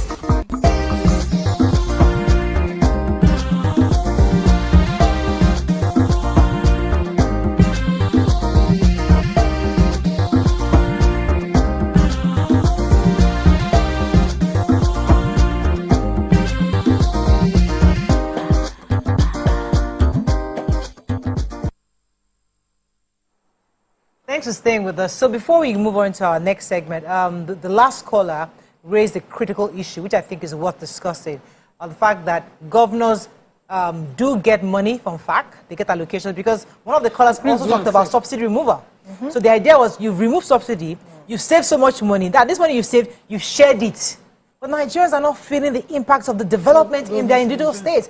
And he's saying this in the federal government, Mr. God President, come and do something to us directly. And I'm saying, there are middlemen called governors. Is their job. So what are your thoughts on the work the governors are doing? Are they being responsible to the people? Are they being accountable to the people as regards what they're collecting from FAC? Because some governors will argue that, listen, yes, the money is plenty, but inflation, things cost is high. I cannot, even the road I was doing at this amount of million before, now it's costing me double or triple. So yes, I'm getting more money, but it's still not sufficient. That's what the governors are likely to say. What are your thoughts, Nima?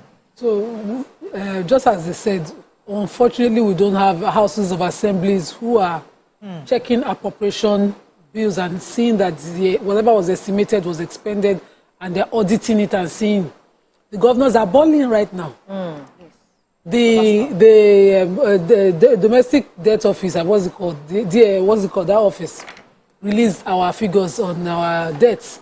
And what the sub-nationals have generated in the gbese that we are owing as a country is alarming. Yet, nobody talked about, since May last year, when subsidy was announced and removed, the increased allocation going to each state, what it has just done is enable spending for governors unabatedly. Lao. Yet when they want to do roads, you hear that we took a loan with a World Bank, we took a loan with a IMF, we took a loan. They're just taking a loan. Nobody's really auditing. So that we have figures. So the allocation that has come, governors are still in this tripartite meeting saying we can't afford to pay salaries. They are saying, how is this supposed to now trickle down? It's when you remove this one, you transfer it this way. The other one. If you are in the meeting with increased allocation per states, all of you, let's join together, because don't tell us you are using the money to do roads. That's not what you are doing. That's the truth. You're taking loans to do the roads. You're partnering with one body or the other to do the roads. What you are doing with the money, explain. Yeah. What we see them do is that, for instance, we had this guest last week, or was it on Monday, and they were talking about increased money for governor spending as opposed to what was allocated for infrastructure in that state. We don't have the figures, and we know right now they're just enjoying their lives. Let me take this call from Yakub, because you heard something about the House of Assemblies. Good morning, Yakub. Thanks for calling. You're live. Yeah, good morning, everyone. Good morning, Mariah. Mariah, the truth is, the other caller that already called before, they have seen a lot of things, and then they put the mail at the right place. Mariah, you see, our governors, they are not doing well at all. They were not doing well at all. And then I can tell you for free, Mariah, we are still going to go back to 0 points. Why? Why? Because this 150 days, it is not enough at all. The issue is that, does it mean the government is assuring us that the security of this country is going to be top-notch before that 150 days end?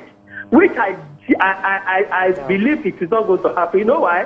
Why? Because how long have we been in this kind of situation we found ourselves? More than 10 years. Are you telling me within 150 days, the security of our people is going to be okay, especially the farmers, for them to go back to farm? And then even though they go back to farm, one of your colleagues, in person of Sister Nima, is sitting down in the studio. Can she tell us what is the cost price of our local rice now? See, the thing is so costly. They say that it is only BC sitting down there can buy the rice. Some of us cannot afford it. And then we can also go and meet people that are selling this foreign rice. This foreign rice of the thing that we are talking about, now the rice are changing the price. If you go to market today, you get it like 75,000 naira. You go back tomorrow, they will tell you it's not 80,000 naira. Right. Now they were telling them to bring this rice in now. Yeah. Are they now going to bring adulterated rice for us? Who is going to monitor them? Thank you very much, Yakub. Let me just thank you, Yakub. Let me just correct that impression. First of all, they're not bringing in rice. They're bringing in wheat, cowpeas, grains, number one. Secondly, he said that the 150, according to him, he's not government. It's brown rice. But he's saying it was brown rice. You're right. Actually, there's brown rice in this. Husk brown rice. Now, he also said that the 150, which is 5 months, is what the government is proposing. But he believes that after they've rolled out and they review, there's a potential for them to actually extend it if it's necessary. So it's not like it has to be 150. Close it if it has worked. Yeah, or close it if it has worked. So I want us to be very clear on what was communicated earlier. Yeah. Talking about our governors. Yes. So now I feel bad for the removal of subsidy, because I thought that we were mature as Nigerians to be accountable to each other. I thought our leaders had gotten to the point where they will put their interest of their citizens first. And I'm looking at the governors right now. The idea behind the fuel subsidy was government subsidizing for the poor, so that even though things are not working out well, we still are struggling with good roads, we are struggling with a great health care, we are struggling with quality education. At least the little things that we get subsidy from, like the petrol, that's PMS, and the electricity, would also, reduce the cost on the poor. That was the idea. And when it was time to, now a lot of people are taking advantage of it. The rich are now embezzling. They are now the ones gaining more from the subsidy instead of the poor. We now decided to look at it. Should we remove this subsidy? And the idea behind the removal of that subsidy was that what we are going to save from paying this subsidy will now be channeled into other things for the poor, for the masses: infrastructural development, quality education, health care, availability of as basic as food that we eat. But right now we're saying that, it seems like they are sharing money, the governors are taking money, and it's not trickling down. So what is the essence of removing the fuel subsidy in the first place? So I think we need to start holding our government accountable, our governors accountable. Yes. And unfortunately, they have immunity. So to what extent do we hold them accountable? Sometimes they say our power belongs to the people. You people need to speak up. You people need to shout. How do we speak up against people who have immunity, who we cannot hold? No, arrest. It's not even arrest. It's about, like she rightly said, investigate what the resources are used for. Let me stay on that a bit, because that's what I wanted to harp on when they talk about House of Assembly. Their job really is to check the spending. Yeah, checks and balances. Yeah, that's their job. But many of them are rubber stamps because, hey, our person, we're same party, right? We. So how do we ensure the lawmakers, especially at the House of Assembly local levels, are doing their job? Because, okay, especially for that extra money that we got from FAC, what are you doing? If our focus is education, this is our state, this extra billions we've got to know, this is our focus, there's got to be a direction. If it is solar panels, we're going to use our money to buy the entire state. We need governors to start getting creative. What are your thoughts on the fact that many of our House of Assembly lawmakers seem not to be checking out governors in their spending? Okay, so me, from the some of our policies that we make, right, the removal of subsidy, we can bring it back since we can see that since we removed it, problems have been coming up. Okay. You can bring it back. Yes, you can. You agree with your caller that we should bring back. We should bring it back so that at least we can eat, we can feed. Eventually get this is the thing. The governors, right? They are, for example, now like the northern governors. I always say that they need to do something about this banditry. It's becoming a very serious issue in the north, right? Well, that is where the food comes from and all. Because I know of a lot of farmers who checked out this period. Of course, they must have planted their tomatoes and everything a long time ago. They just took advantage of the opportunity that it went up. I know of a farmer that farmed tomatoes for a very long time. He made so much money. He sponsored 3 of his brothers for Hajj. From these tomatoes, from the cost of tomatoes that went up. So at the end of the day, our governors are just sitting down instead of helping in this. Okay, what about the state police that they were talking about? Has it been approved so that we can stop this insecurity, so that the farms can come up and then start producing food? I just wanted to touch on that conversation because what Tunde said was really something that is worth conversing about. But let me just take our final caller. Thanks for calling. You're live. Good morning. Good morning. Abdurrahman, you're live. Go ahead, please. A first caller for your program. First time caller. Welcome to the show. Yeah, thank you very much. I'm Engineer Osman Ndam Mohamed calling from Abuja. Okay. And this is an interesting topic. But the major problem we have, can you hear me? Yes, very clearly. Yeah, the major problem we have is not the succor or the palliative. It is we Nigerians. Because this item is going to get into the hand of the middlemen. And within the 3-month window you are given, yes, it's sufficient time of importation, but it's not sufficient time for distribution. Government should tell us how are they going to do it for this item to get down to the poor masses in the society. That is the only way. That is number 2. The issue of getting continuity of agriculture. You must think about how to take care of insecurity in the north. The north take the highest agricultural production in this country. And that is where the dwellers of these kidnappers and what you call them, they are rampaging. And the government should take a decisive decision, a serious political will to trim them down. If not, we cannot get out of the quagmire. Even though you import for the next 1 year, the middlemen are going to hold it, and by the time they hold it, as government is talking now, they are thinking the idea. They are already placing the idea of how to hold that item. They will still tell you that, okay, the government has stopped importation, taxes has increased, okay, for that reason, the price has shoot up again. So government should be able to tell Nigerians how is it going to do this thing so that the level of hunger can reduce in the society. Thank you very much, Usman. I'm going to have to wrap up on this segment, but I think in a nutshell, it's crucial for us as Nigerians to turn our lenses or our gaze on our governors. How are they spending the money? Let us begin to hold them more accountable. Because the truth is that there's a lot more that can be done. Some governors are more effective than others. I must say that there are some governors that we know are doing well. Recently, Ogun State governor was on hot seat concerning infrastructure. So many governors have been on hot seat for different things. So I think it's a good sign of the people's involvement in democracy and showing that, listen, we must get the benefits of of the revenue that we're making, that the country is saving since this administration started. So that's all we can take on this segment. We're going to go on a short break. When we come back, bring our doctor to come and discuss our health segment. Stay with us. We'll be right back.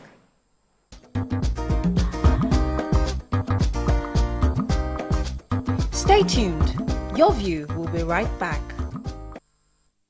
I'm Miriam Lunge. I'm a passionate environment advocate and a published author. I am the founder of Celebration, a businesswoman, and a fashion icon. I am a wealth coach and a real estate developer. I am Amako Arakwe. I'm a corporate commercial lawyer and an entrepreneur.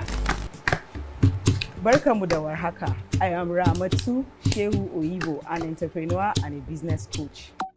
I am the voice of an average Muslim woman, an hijabite, and a lawyer. I am a polymath and a serial entrepreneur.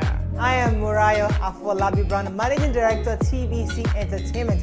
I'm a media consultant, producer, and broadcaster. The ladies of Your View are made of women from different professions, tribes, cultures, and religion. Join us every Monday to Friday as we share our views on topical and social issues.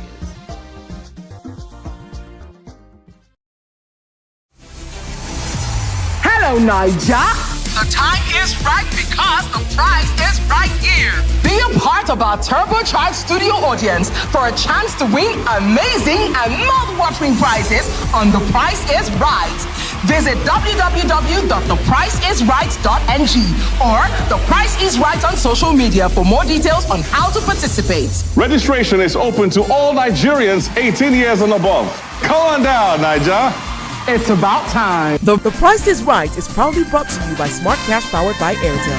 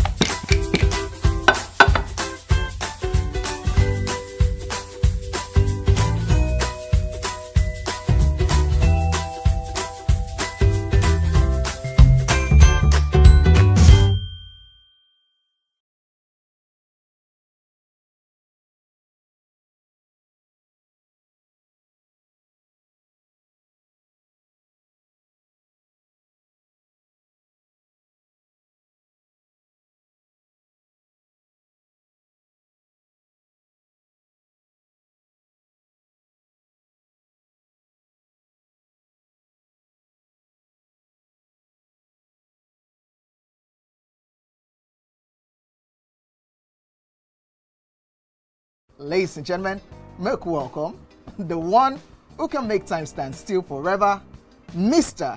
Kelechi Amadi. How are you doing, sir? I'm good, my brother. You love that intro, Abi? Yeah.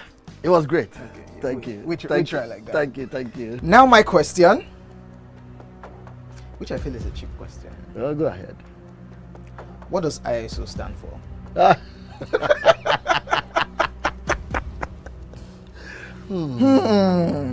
That is it. I think I'll drink.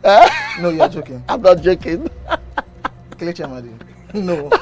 Shay, you didn't whine me. You're whining me now. I think I'll drink. Huh? No problem. Okay. I've always known this as ISO. I never bothered to know what it means. I know what it means, but I never bothered to know what the acronym is. Tell me the brand of camera.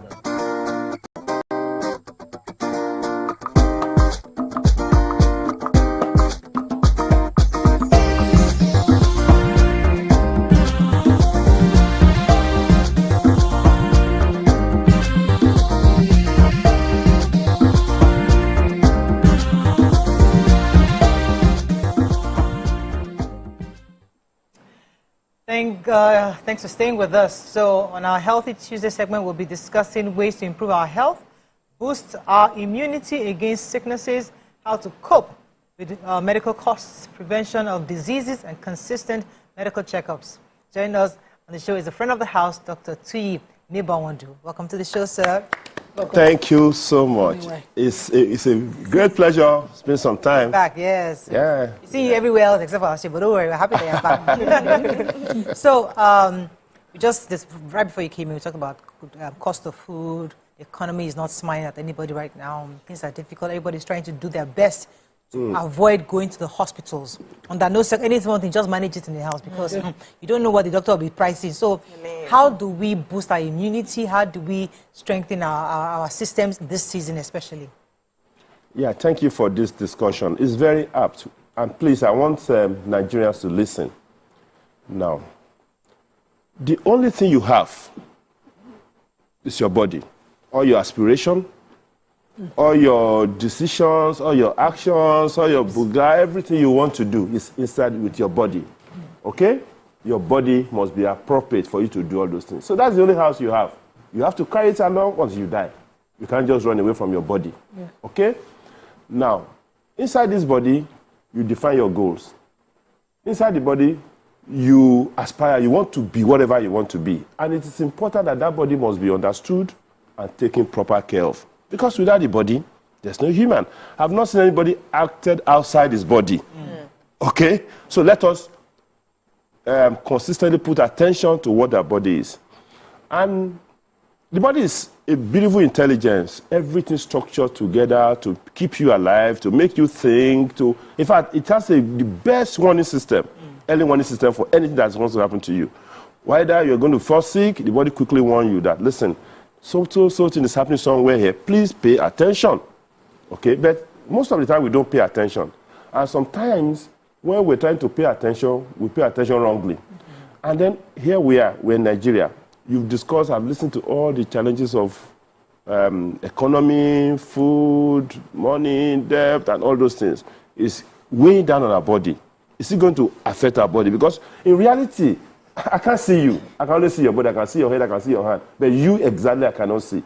So you use your body to do everything you want to do. Now in Nigeria, how do we pay for health care or health services? 70% is out of our pocket. You have to deep hand into your pocket to pay, which is too bad. Okay? The National Health Insurance came on 2005 or so, or thereabout. Up till now, we've not done 5%. Covering people. So you cannot say that I'm buying insurance, that I'm using the insurance to pay for my health issue. So you still have to put hand in your pocket. If you cannot get money from your pocket, you have to call your family, you have to call your church, or your association you belong to, or call people abroad to help you pay your. It's not too tidy. So the best thing any one of us could do is to work fervently and assiduously to ensure that we don't fall sick unnecessarily. And hit those early warning systems the body is telling us.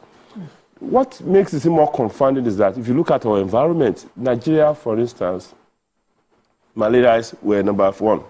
27% of all the malaria in the world resides in Nigeria. Okay?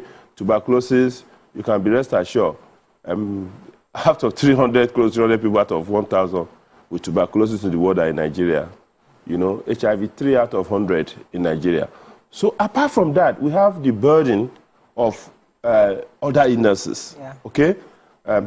Diabetes is there, hypertension is there. In fact, I got so stressed in the past week because a lot of young people that I knew were falling down. About 5 of them were dying. Just collapse and die. So how do we now discuss this? What do we do? How do we go about this thing? So it becomes important that all of us should first of all understand that we're nothing without our body. You can't become whatever president without your body. You can't. We saw what sickness did to Nigeria when some people were sick, when some leaders were sick in this country. So please, let's pay attention to our body because there's no money. And then you look at it, the cost of medication. Look at ordinary small medication to stop diarrhea that used to be 1,000 something, is now 7,000. Everything is just going up. Even yesterday, I had to shout when somebody needed to buy some medication. So it becomes important that we have to honestly look at our body and do what we need to do. Now, let's get to what are we supposed to do? First and foremost, you have to show love to your body. You have to show love to your body. You have to take care of that body. And then you have to, listen to early warning signs. Don't always think that you know all. don't think that there's somebody at the corner there who can advise you better about how to take care of your body. If the person is not acute enough, have some symptoms knowledge to do that. So medical checkup is actually the best thing, and it starts from you. Medical checkup does not start from the hospital, it starts from you, okay? Because here you are, in your house, you can still check your weight, you can check your height, you can check your blood pressure. Know your figures, that's the starting point. What is your sugar level? What is your blood pressure? What is your weight? What is your height? What is your cholesterol level? Know your... In fact, in reality, every home should have those basic things to check all those things. When you feel headache and it's not going on, put your hand and do your self-checking blood pressure. A lot of watches, smartwatches now, can do quite a lot for you. If you can afford it, great. If you cannot afford it, the simple one that can check your blood pressure, even if you cannot check your blood pressure at home, walk to a nearby pharmacy. They do it free of charge. Enter an hospital, they do it free of charge. They'll check your blood pressure for you free of charge. And I also want to encourage our health providers, hospital, pharmacy, to help people check their blood pressure and some things and give them advice, okay? That's the starting point. Secondly, let us appreciate that everybody needs health check. Whether you're a baby, adult, or whatever, you need health check, okay? Now, don't discountenance your family history. Because in reality, we find that quite a lot of diseases has foundation in the family, okay? If in the family, there's hypertension in the family, take note. And look at those things that can honestly help you to reduce hypertension. If you tend to be overweight in your family, take note. Watch out and make sure that you don't get overweight. If there's a diabetes, also take note. So always find out why should father die at this age? What killed grandma? Do we have history of cancer or somewhere in the family? Know your family history. That's the starting point. You cannot then neglect it. It's not by mistake that in the Bible people will keep reading this bond, this bond, this bond, that. Also know your family history, especially the health history of your family. That is very essential, you know. Now, schedule at least to do a check on your body. There are organs checks. You know, one of the organs that actually kills person easily, apart from general infection, you know, infection in the sense that people pick chest infection, they pick tuberculosis, they pick HIV. Apart from those general infections, your heart becomes the first thing to look at, because anything that raises the blood pressure, anything that compromises the supply of blood to any organ will lead to collapse at any point in time. So, and then I advise people to actually make sure that they have a number of one health worker they can talk to, who can guide them on what to do, when to do it, how to do it. For us in Nigeria, access to universal health is not available because government does not even have the money. We do maximum we've done for health spending is 6 point something many years ago of our budget. The rest is only 4%. We don't have the money. We don't even have money to manufacture drugs. Right now, to manufacture drugs has become a problem. Okay? So we have to import, and we are importing dollar-based. We don't have the money. So the best thing, eat right, sleep right, do your checkup, listen to your body, call a person that can give you proper advice. Let's start from there. Okay, doctor. So eating right now, I want to believe we need money to buy the right food. Gone are the days where you can just walk into the farm and pluck vegetable and pluck this and mix together. Right now, to have a healthy diet based off of all these things you're saying, because what would work for me would definitely work for Mariah. So I need to do a diet that is restricted to what my body needs at the time. And it's very expensive to eat quality in terms of, you know, as against the quantity. Because for the typical guy out there wants a plate of food that will satisfy and hold him because he doesn't know when next he may be seeing the next one. So when you're not picking on the vegetables and all of that, it will not satisfy you. So how do we eat right, you know, in the face of all of this? What are the best ways we can just try as much as possible to eat right? I actually feel your poster, what you raised, is very concerning. That now to eat, because look at it, 46.3% of Nigeria are malnourished. 43.6%, that's scandalous. So the starting point is actually, you know, we must have a culture. First of all, your locality, you look at it. What is the real main food? What are the missing links? Okay? Now, everybody, I make bold to say that everybody must try to be to grow something tiny, either inside a bucket or whatever. Grow something tiny. Okay. Now, what is happening most of the time is junk food that we tend to prepare. In other parts, people that's quite concerned about that is that they tend to look at those people, fast food that people do, and try to go back and say, listen, the salt content is too much, the fat content is too much, and all that stuff. But that is not available here. We should eat as natural as possible. Good enough, we're not having a lot of modified food in our environment. Yes. So, yes, we should try to eat as natural as possible, you know. I know the only way you can cut cost of your food is actually to go back to those basics, like plant-based protein. Plant-based protein, your beans, is equally expensive now. What can you grow? So now it becomes important that even at the level of the local government or state, they have to look at it, how to make food provision. But I know that Lagos State has one big food hub they're building around Ketu in Ekwe area. So we want to see, apart from the state doing it, are we seeing the local government also doing such to make sure the food is available? In all my journey around India, the population of 1.4 billion people, food is one of the cheapest things. I still wonder how they do it. Food is one of the cheapest things. And most of their food are actually, because of their religion, they're actually plant-based. They're not taking all those meat. In fact, quite a lot of them don't even eat meat. Except you come to Haryana, no, not Haryana, or you come to Hyderabad, where they do a lot of biryani. But basically, they are plant-based food, and they've talked with their people there, and they've actually looked at how to provide those kind of plant-based food. So we need to work with our nutrition people. We need to work with the local government. We need to work with the state government, because, you know, eating right is not just you. When you do have money and you will enter in another place. We need to have a consistent plan, either at the local level, you know, at the national level, on how to make the food supply adequate. And everybody should have what we call a base. Your own base may be corn, some may be sorghum, some may be gari. That's the base. Then you then try to add other things to it. Some people must be able to learn to rear some little animals, or, you know, or even plant some fruits, so that at least they can supplement the cost of feeding. It's challenging. Okay, so aside from, because whenever we talk about managing our health and boosting our immunity, we say eat right, and they will say eat vegetables, eat this and that.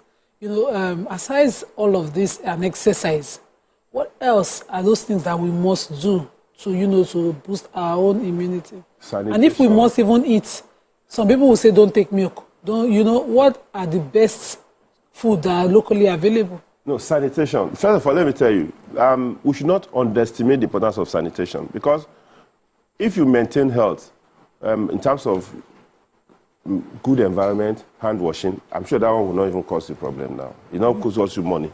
To wash hand. To wash your hand will not cost you money. To clean your environment. NEPA not bring light. To clean your environment will not be a problem. It won't be a problem to you. Ensure that is done first. Okay. What sanitation, you know, hygiene and sanitation does to a family is far more than what plenty drugs do, because you are first of all cutting off diseases and infestations that can compete with your food. Okay, so you need to do that. That is key. Okay. Secondly, seek within your environment. Within your environment, look at what you can. We mention food. We mention exercise. We mention, you know, proper sleep. Okay, proper sleep. Sleep. Because there's a lot of stress. And then the other thing is that what I've observed is that the substance abuse. 2 weeks ago, I was delivering a talk with NDLA on Drug Day. The level of substance abuse in Nigeria, all over the world anyway, and even in Nigeria, is excruciating. It's quite concerning. What do we do about that? Because at the end of the day, one of the things that kill these young people easily is one of those substance abuse. When you say substance abuse, I'm talking about hard drugs. But what of the pharmaceuticals? They need money to buy. Some people will just overdose on certain. And you say sleep now. They'll say I cannot sleep. Yes. You self-medicate. Yeah, they make those things. Of course, normally, if we have a proper structure to dispense drug, you can't go anywhere. Nigeria is the only place I've seen in my recent journey everywhere, where people just enter a place and just buy drugs and off the counter. You need that clear counseling on what to do. And I'm saying emphatically now that we should give more attention to all those tiny things. My friend, lovely guy, is one of the big bikers around Lekki. You understand? Gentle, he used to work with LNG. He had malaria, entered one of the pharmacies and bought the dog and had kidney failure. He's done how many transplants now? Yes. Whenever I look at the guy, I just wonder, you are now like this? So that is why some of those decisions we take could be quite challenging. Please calm down. Somebody can go to the pharmacy, buy malaria the wrong I won't mention his name. No, not his name, but I'm just talking about that. What kind of drug would you just have kidney failure?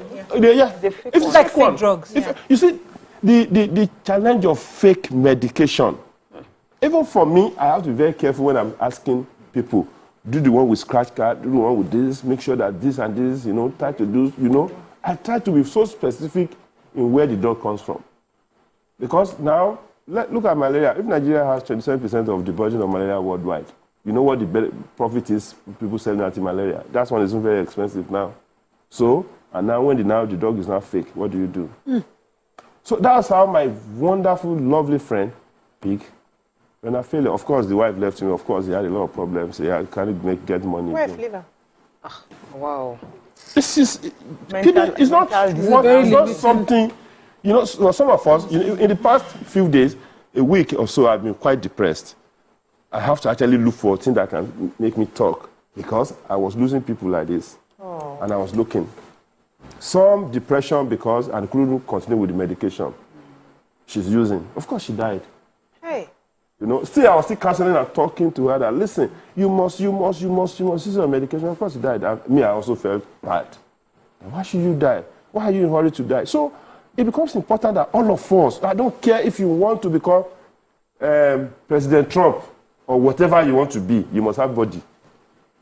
Where is aspiration with that body? How do we know these right drugs when we go to the pharmacy to purchase? What are the criteria? What are the things? Okay, the first thing is this. Watch out. When you see a drug manufactured and not having a back number, that's a signal. Okay. That's the one signal. Secondly, we've insisted on a check process whereby you scratch and send a code. Always don't just take it for granted. Confirm. Thirdly, you must know that some drug will not work well for your body. There are drugs I don't take. Hey, how you know that one now? You understand? So my friend have used it. Bisi went there, she bought it, she had kata, she bought that and it worked for her. How will I know it will not work for me? Now, medicine has moved from generalized to specialized. What I mean by specialized is that now we're doing more of genetic drug, dosing. Is this drug going to work for your body? What's your genetic component? That's what we're, incorporating into the health. Then you must go for admission. Now, the point is this: you can't always be too wrong when you speak to a doctor with a bit of experience. You can't always be too wrong because you ask you the question: are you using this drug? Are you using that drug? You cannot combine this and this because they're drug interaction. Okay, so for now, let's love our body. Try to talk to a medical practitioner. All those simple things that we're supposed to do to keep our body well. You have transferred the depression to us. No, don't be depressed. Don't be depressed. I've told you, so just take action. It's good to have money. I pray that we have as much money as we have. It's good to have beautiful houses and beautiful cars and be able to travel and all. But you need body. You need body. I've not seen Holy Spirit acted out of the body. BC. No, I was going to joke with Doctor that BC acts out of the body because she have universe. And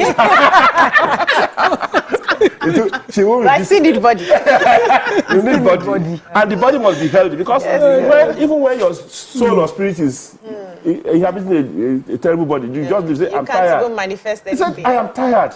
Let this thing go. You just wind you down. The body just wind you down. So we need, if you say, stand up and walk a bit, do it now. What is the big deal about walking a bit? If they say drink more of water, drink now. Okay? If they say take fruit, take now.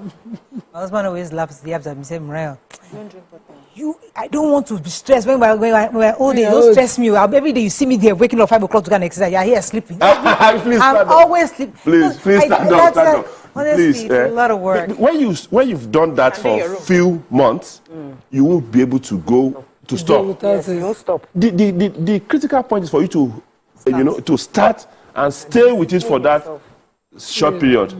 when you don't do, you say, oh, I've not exercised. You just stand up quickly, say, let me go and do. Even here, you start doing your leg like becomes this. a good habit. We have to wrap up, but thank you so much, Dr. Tuyi, for coming to, in fact, we need to bring you back because what I like about your knowledge, you bring it home to reality, which is always important for us to know the next steps.